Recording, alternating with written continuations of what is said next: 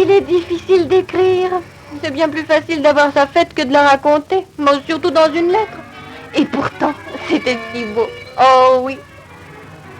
Pour le jour de ma fête, maman m'avait promis que j'aurais tout ce que je voudrais. Mais lorsqu'elle a vu mon menu, elle a protesté. Oh oui, fiez-vous aux promesses des parents. Heureusement, grand-père est arrivé à mon secours. Il a dit que c'était à moi de commander aujourd'hui et que nous irons faire le menu nous deux. Quant à maman, elle n'avait pas à s'en mêler. Grand-père était autrefois confiseur. Alors, quand il prépare quelque chose, tout le monde se relèche les babines.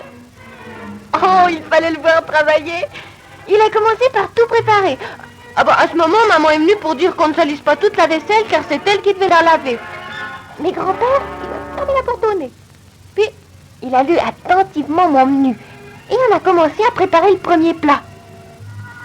J'aurais bien tout mangé tout de suite, mais grand-père m'a donné juste une cuillerée pour calmer mon impatience. Puis on a continué.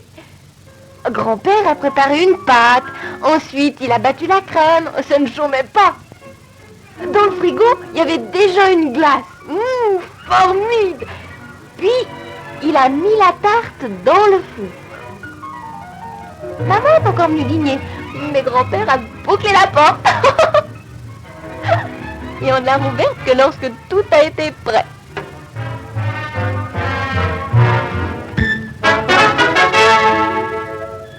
Comme entrée, on a servi la crème au caramel avec des cerises. Papa s'est étonné que l'on commence avec le dessert, mais il aime la crème et le plat fut vidé en 1 minute. Puis il a dit, puisque le dîner est servi par la fin, maintenant nous allons avoir la viande. Mais pas du tout. Comme entrée, il y avait une tarte aux abricots. Et personne n'a réclamé. Maman a même fait un compliment à grand-père.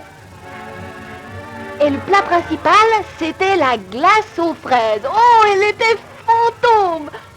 Drôle de menu, a dit papa. Mais il en a pris 2 fois. Oh, pour un menu, c'était un menu. Un dîner d'anniversaire de mon invention dont grand-père a su faire un chef-d'œuvre. Puis j'ai annoncé le dessert, tout le monde a éclaté de rire. Mais ils se sont quand même tous bien régalés de ma macédoine de fruits. Et quand papa demandait où j'avais pris tous ces fruits, maman s'est écriée, voyons, ce sont des fruits héros de Lensbourg, c'est évident, ça saute aux yeux.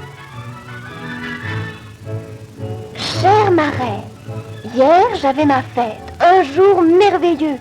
Si tu veux, je t'enverrai mon menu pour ton anniversaire à toi.